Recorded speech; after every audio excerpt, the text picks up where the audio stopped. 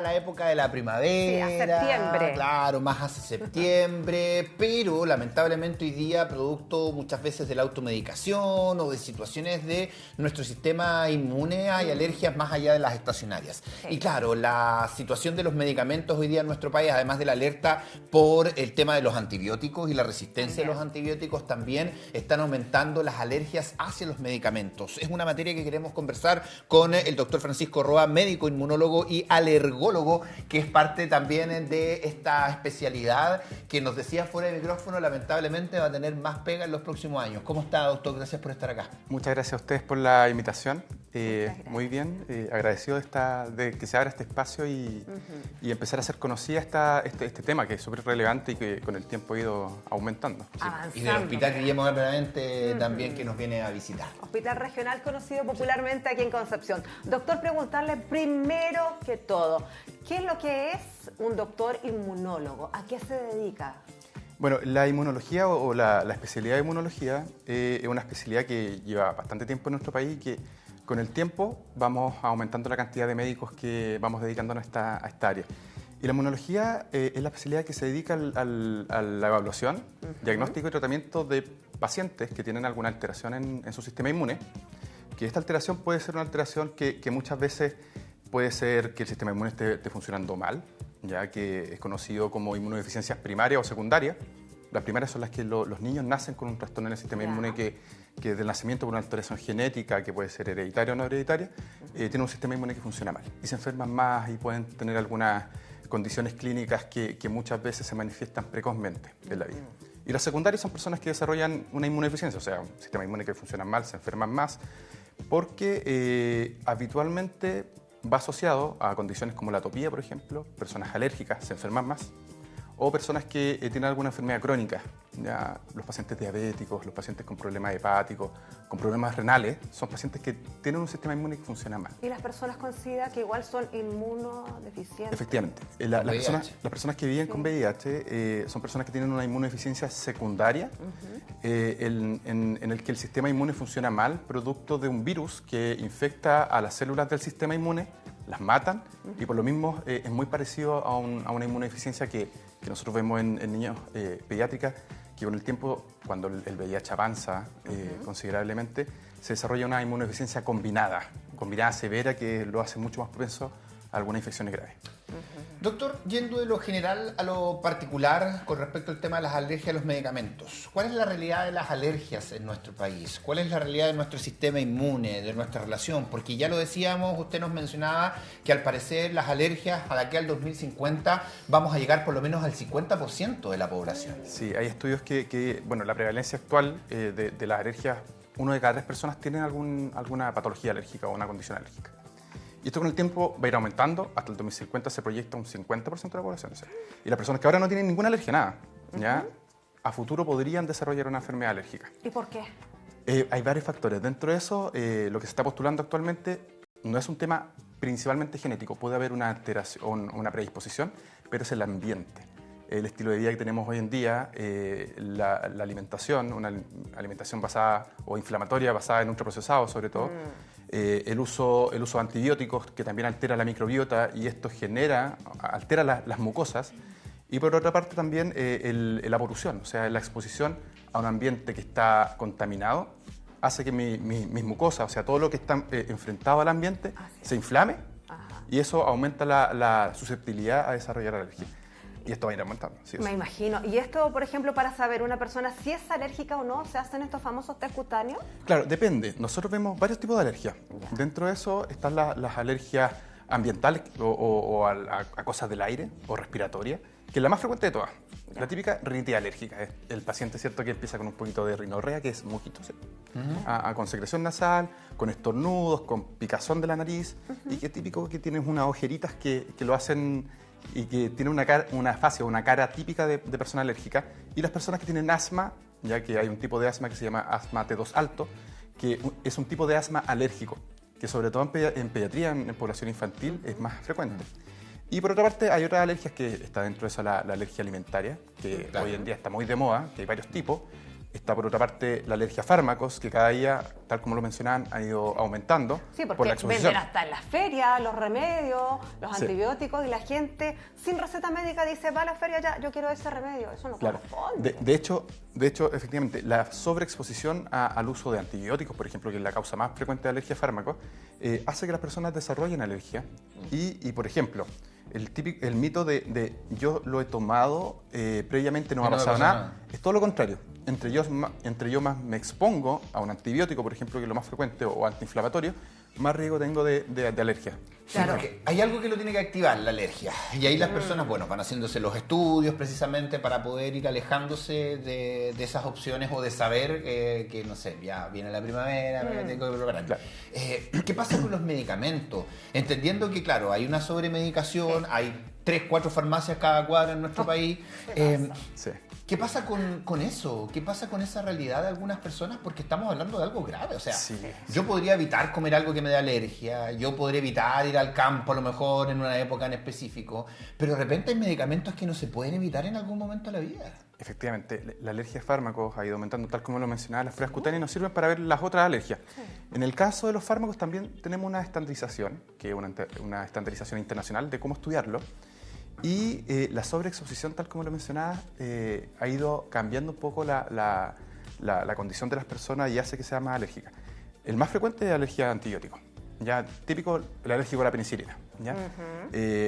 Segundo, ¿Se nace con eso? No será. Se adquiere con el tiempo por sobreexposición. Y es porque, claro, la persona consumió mucha Mucho. penicilina, tal vez recetada en algún comienzo Claro. por un médico, pero después, cuando ya sintió esos mismos síntomas, la persona tal vez la fue a comprar. Se ¿Por qué se lo Médico, pregunto, doctor? sí. Porque de repente nos preguntan, ¿es alérgico a algún medicamento? Siempre ¿Es preguntan, alérgico a la sí. penicilina? Y uno, bueno, el que no ha tenido dice que no, pero usted nos dice que eso va variando. Sí, y de hecho, como digo, va a seguir aumentando. Y en el ejemplo de la penicilina, nosotros los inmunólogos evaluamos al paciente cuando tiene una historia de alergia. Y en el caso de la penicilina es bien particular porque es la típica historia de mi hijo hizo una reacción alérgica a la penicilina cuando chiquitito, o la amoxicilina, que son una familia grande. Y de esos pacientes, de esos 10 pacientes que dijeron tener una alergia, solo uno es alérgico. Esa es la estadística actual. Ya. O sea, por eso es buena una evaluación por el especialista para determinar si hay alergia o no. ¿Y qué examen se hace ahí? Porque el otro es el test cutáneo para saber, por ejemplo, el pasto, la caspa del conejo. Claro, eso se estudia. Sí. Y en el caso de fármacos, las guías clínicas y la evidencia que tenemos hasta la fecha, nosotros podemos hacer pruebas cutáneas para algunos, ¿ya? Para algunos. Para otros no sirven. Y dependiendo del riesgo de la historia clínica del paciente, cómo fue su historia, qué fue lo que le pasó, el gold estándar o el diagnóstico se basa en la provocación. ¿Qué hacemos? Le administramos el fármaco sospechoso, no culpable, sino que sospechoso, al paciente de una forma especial, ¿ya?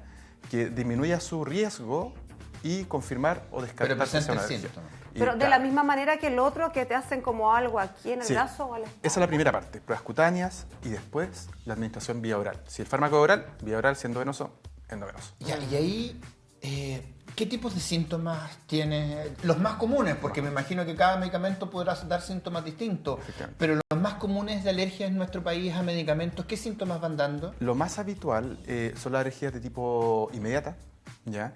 Que son pacientes que presentan una alergia, se tomaron un fármaco, ¿ya? Habitualmente ante 30 minutos, es lo más común.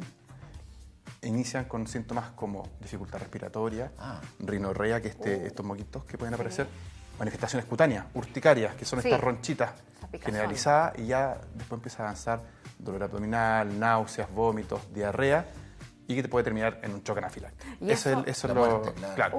Y hay las que ir otras- directamente de urgencia a un médico. Sí, si por ocurre supuesto, eso. por supuesto. Si un paciente Claro. presenta el antecedente que consumió un fármaco y apareció esto de forma inmediata posterior, eso puede llegar a ser grave, hay que consultar en un servicio de urgencia.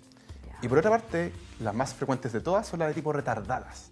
O ¿Cuáles sea, son me tomé esas? un fármaco, 2, 3, 4 días después, hago un rash. Ay, Difícil- fue después de 4 difícil días. asociar. Sí, entonces. por supuesto. Y de hecho, uno de los más graves, que hay unos síndromes que son graves, que habitualmente pueden aparecer 6, 7 días después, y hay uno que aparece 2 días después, 2 semanas después, y llegan a ser graves, que terminan con la hospitalización y tienen riesgo vital. O sea, son pacientes Sí, pues, que... son varios días. Y antes, en esas 2 semanas, o ya pongámosle en 10 días, la persona no se dio cuenta que era alérgica, sino no. que al día 14, digamos, presenta. ¿Y seguía tomando el medicamento? Y por seguía ejemplo? usando el medicamento. Por ejemplo, eso pasa con un síndrome que se llama síndrome de Dress, que la persona está 2 semanas con el tratamiento Sí. y de repente empieza con un poquito de fiebre, se siente como agripado y aparece este rash cutáneo y que después empieza a comprometer el hígado, los riñones, el corazón, varios órganos y puede llegar a ser grave. Sí, bueno, lamentablemente, y junto con decir que venga del Hospital Guillermo Gran Benavente, sabemos que hay una situación complicada en la salud pública de nuestro país.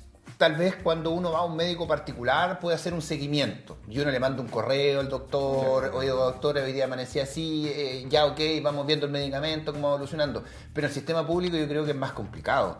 ¿Qué hacemos en ese caso? Porque no podemos comunicarnos directamente Claro. con el médico que nos dio. Es ¿Qué hacemos Claro. ahí cuando Ahí- presentamos algún síntoma? Lo ideal es acudir a un servicio de urgencias si es que presento síntomas de gravedad, ¿ya? Porque tenemos que objetivar, para que después cuando evalúe el especialista, objetivar qué es lo que hizo el paciente. Porque los fenotipos, así se llaman, como uno lo ve, puede ser totalmente variable. O sea, puede ser desde la alergia inmediata, como digo.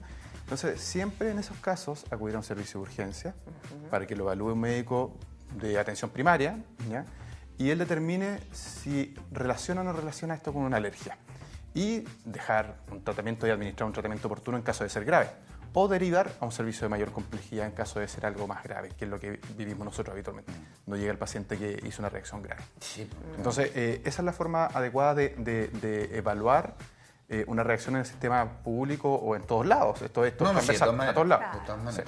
Preguntarle también, doctor, con respecto a este tema de los medicamentos, que se ha hecho tan popular, las mismas farmacias, en cada esquina, como decía Luchito, hay una realidad aquí en Concepción y en Chile también, en las mismas ferias libres, a veces hasta los mismos negocios, ¿ah? Algunos por ahí tienen remedios, yo he visto por ahí. Bueno, ¿y qué ocurre entonces con esas personas que consumen estos medicamentos y que los adquieren de manera tan rápida, digamos? ¿Qué pasa? ¿Qué opinan ustedes como médicos, como doctores? ¿Cuál es la recomendación para que esto no ocurra? Ahí la recomendación transversal es a no automedicarse. ¿Ya? Muchas veces estos fármacos que son de mayor riesgo, como los antibióticos, los antiinflamatorios, son fármacos que no solamente producen alergia, sino que también otros efectos adversos que son no inmunomediados, que no participa el sistema inmune. Por ejemplo, el antibiótico, que uno toma antibiótico, puede producir después diarrea, cierto dolor de guatita, ¿ya? O, por ejemplo, el uso de antiinflamatorios puede producir una úlcera gástrica, ¿ya? Son cosas que se pueden agregar, o producir falla renal, o sea, Claro. son cosas que se pueden ir agregando. Las condiciones alérgicas o las consecuencias alérgicas, dentro de esas son menos comunes que las primeras, que son las tipo A o reacciones comunes que pueden llegar a ser graves, como digo, hay algunas que son graves, ¿ya? Entonces el llamado a la población y a la comunidad en ese sentido es que no se automediquen, ¿ya? Es mi recomendación, y si usted se automedica, aumenta su riesgo de desarrollar algunos efectos adversos con el tiempo y aumenta el riesgo de alergia. Claro, ya va a ser que el día de mañana, cuando realmente lo necesite, ese medicamento no va a funcionar y va a tener que ir complicándose mucho más la opción de un tratamiento. Luchito, cortito, un tema, por ejemplo, con las mamás. A veces hay mamás primerizas que su guaguita se enferma los primeros meses, los primeros años, y les dan y les dan. En este caso, a veces puede ser remedio, simple medicamento. Claro. También eso haría mal a la larga, sin la receta, digamos, apropiada de un doctor, porque Sí. puedes ver, ay, siento que tiene fiebre o que le duele la guatita, le voy a dar eso. Esto está mal, ¿cierto? Claro, depende. A ver. Hay condiciones que muchas veces no son de gravedad. Por ejemplo, un niño que está con un resfrío, que no tiene ningún signo de alarma y que tiene un poquito de fiebre, que no es una fiebre que sea tan elevada. Yo podría manejarlo con medidas físicas y fármacos cuando hay la expertise idealmente, Ya. porque hay que conocer las dosis. Claro. Hay que saber cuánto hay que administrar. Entonces, si hay desconocimiento, lo ideal es no hacerlo. Sí. Pero si hay un entrenamiento donde como digo, no hay signos de gravedad, podríamos hacerlo, ¿ya? Pero ahí hay que hacerlo con cautela, no sobremedicar. Por ejemplo, No. un niño que anda con un Eso poquito digo yo. de rinorrea o moquitos, no voy a administrarle un fármaco. a No, menos porque que un sea resfriado, una gripe, una alergia que tuvo una vez, puede que no sea la misma, la otra necesite otro tipo de Claro. cuidados y medicación, y así la tercera y la cuarta. No, que y no además puede cuando ocurrir. son persistentes también hay algo más, pues si ya no se pasa, no sé, necesario. con... De hecho, la segunda causa, después, los antibióticos totalmente contraindicados el uso, Sí. automedicados, lo sabemos. No puedo, muchas veces para los resfríos, por ejemplo, hay personas que usan antibióticos, no sirve. Ya el antibiótico mata bacterias, no mata virus, no nos va a servir de nada. Y por otra parte, la segunda causa de alergia, efectivamente son los antiinflamatorios, ¿ya? En esos antiinflamatorios está el ibuprofeno. El ibuprofeno, el ketoprofeno, el paracetamol, forma parte del grupo, la aspirina son antiinflamatorios.